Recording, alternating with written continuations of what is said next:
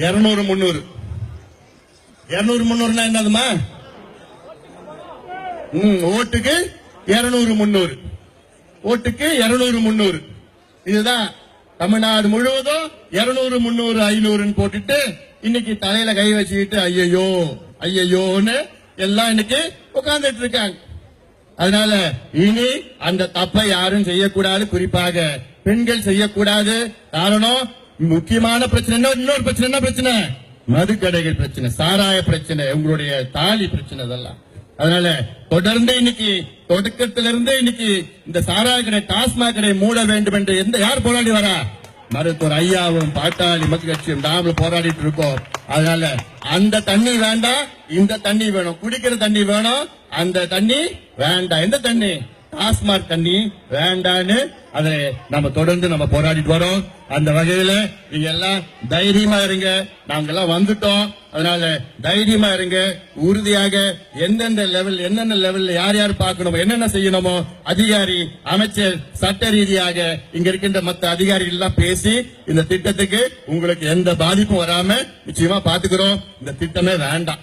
இங்க மட்டும் கிடையாது, ஒட்டுமொத்த இந்த மாவட்டத்துல ONGC வெளியேறு, ONGC வெளியேறு, ONGC வெளியேறு, ONGC வெளியேறு. அவ்வளவுதான். வெளியேற்றினா போதும், நாங்க பாத்துக்கிறோம். எங்க மண்ணு எங்க பிள்ளைங்க நல்ல இந்த மண்ணுல வாழணும், காலங்காலமா இந்த மண்ணு அப்படியே இருக்கணும். இவங்க எல்லாத்தையும் உறிஞ்சிக்கிட்டு தண்ணி எல்லாத்தையும் உறிஞ்சிட்டு இதை உறிஞ்சிட்டனா நிலம் 20 அடி கீழே போயிடும், பூகம்பம் வரும், தண்ணி இருக்காது, பாலைவனமா மாறிடும்.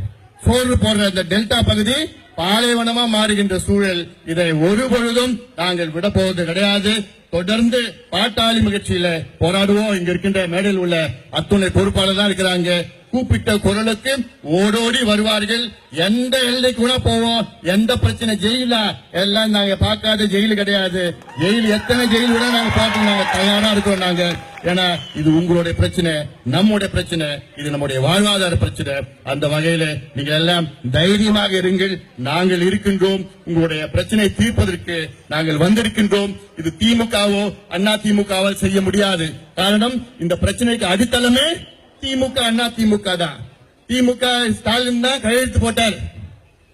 என்ன கையெழுத்து போட்டார்? துணை முதலமைச்சராக இருந்த திமுக ஸ்டாலின் கையெழுத்து போட்டு என்ன எவ்வளவுனா கிணறு போட்டு மீத்தேன் எடுத்துக்குங்க. அதே போன்று ஜெயலலிதா 2003ல அவங்களும் கையெழுத்து போட்டாங்க. இவரு 2008ல இவரும் கையெழுத்து போட்டு 2 பேரும் கையெழுத்து போட்டாங்க. இப்ப அவங்க ஸ்டாலின் போராடுறாரு. அவர் கையெழுத்து எதிர்த்து அவரே போராடிட்டு இருக்காரு. இதெல்லாம் எங்க அடுக்குமா? இதெல்லாம் மக்கள் ஏதோ நீங்க ஏதோ ஒன்னும் தெரியாத மாதிரி அவங்க நினைச்சிட்டு இருக்காங்க. எல்லாம் விவரமா இருக்கிறீங்க. எல்லாம் குறிப்பா என்னுடைய தம்பிகளும் என்னுடைய தங்கைகளும் நல்ல விவரமா இருக்கிறீங்க. விவரமா இருக்கிறாங்க. அதனால உங்களை யாரும் ஏமாத்த முடியாது. அந்த காலத்துல ஏமாத்திட்டாங்க. உங்க அப்பா அம்மா எல்லாம் ஏமாத்திட்டு சினிமா நடிச்சு நாடகத்துல பாட்டு பாடி வசனம் பேசி அடுக்குமொழியில பேசி உங்களை ஏமாத்திட்டாங்க. கை இப்படி காமிச்சாங்க ஏமாந்துட்டீங்க, இப்படி காமிச்சாங்க ஏமாந்துட்டீங்க.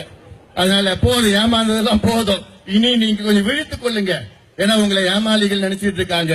நீங்கள் ஏமாளிகள் கிடையாது, நீங்கள் போராளிகள். நாங்கள் போராளிகள் என்று உங்கள் மனசிலே ஒவ்வொரு மனதிலே அந்த கோபத்தை நீங்கள் வெளிப்படுத்த வேண்டும். அமைதியான முறையில் வெளிப்படுத்துங்கள். நாங்கள் உங்களோடு உறுதுணையாக நாங்கள் பெரியோர்களே, தாய்மார்களே, சகோதரி சகோதரர்களே, பத்திரிகை நண்பர்களே, நிச்சயமாக இது ஒரு சாதாரண பிரச்சனை கிடையாது. இது மிகப்பெரிய ஒரு பிரச்சனை. இது இங்கே இந்த பிரச்சனைக்கு தீர்வு கண்டால்தான் மற்ற ஊரில் பிரச்சனைக்கு தீர்வு வரும். இது ஒரு பிள்ளையார் சுழி என்று நாம் சொல்லலாம். அந்த வகையிலே நாம் எல்லோரும் அறவழியிலே போராடுவோம். உங்களோடு தோளோடு தோள் நின்று அன்புமணி ராமதாஸ் போராடுவான்.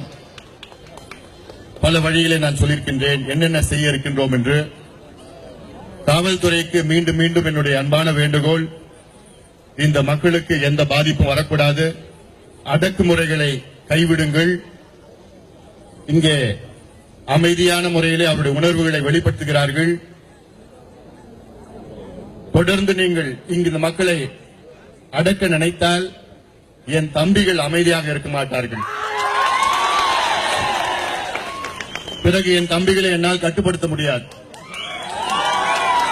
அதனால் நிச்சயமாக அறவழியிலே உங்களுடைய உணர்வுகளை நீங்கள் வெளிப்படுத்துங்கள். அராஜகம் நிச்சயமா வேண்டாம். தீர்வு கிடையாது. இதை உறுதியாக அதிகாரிகள், அரசாங்கம், அமைச்சர்கள், நீதிமன்றங்கள் எல்லாம் எடுத்து சென்று இதற்கு ஒரு நிரந்தர தீர்வு உறுதியாக நாம் எல்லோரும் சேர்ந்து நாம் கொண்டு வருவோம் என்று இந்த நேரத்தில் நான் உங்களை பணியோடு நான் கேட்டுக்கொள்கின்றேன், உறுதியளிக்கின்றேன். இங்கே வருகின்ற அத்தனை பேரும், குறிப்பாக பெண்கள், தாய்மார்கள், இங்க இருக்கின்ற இளைஞர்கள், பெரியோர்கள், விவசாய பெருமக்கள் அதிக அளவில் இங்கு வந்திருக்கிறீர்கள். நல்ல நீங்கள் மன நிறைவோடு நீங்கள் வீட்டுக்கு செல்லுங்கள். உறுதியாக இதற்கு நல்ல தீர்வு வரும். இந்த என்னுடைய நோக்கம், என்னுடைய ஆசை, இந்த ONGC இந்த பகுதியில் இருக்கக்கூடாது, இந்த மாவட்டத்தில் இருக்கக்கூடாது, இந்த மண்ணில் இருக்கக்கூடாது. தேவையில்லை கடல்ல போய் போடுங்க. கடல்ல எவ்வளவு வேணா போட்டுங்க, பைப் போட்டுங்க, எப்படி வேணா பண்ணிட்டு போங்க. அங்க கடல்ல இருக்கு, அங்க பெட்ரோல் இருக்கு, ஆயில் இருக்கு, நேச்சுரல் கேஸ் எல்லாமே இருக்குதாங்க.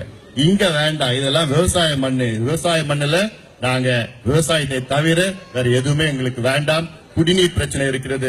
இதுதான் இந்த தண்ணி இவ்வளவு மோசமா தண்ணி, பைப்ல வர தண்ணி இதெல்லாம் இதை விட மோசமா இருக்குதல்ல. அதனால இதெல்லாம் அதிகாரிகள் பார்த்து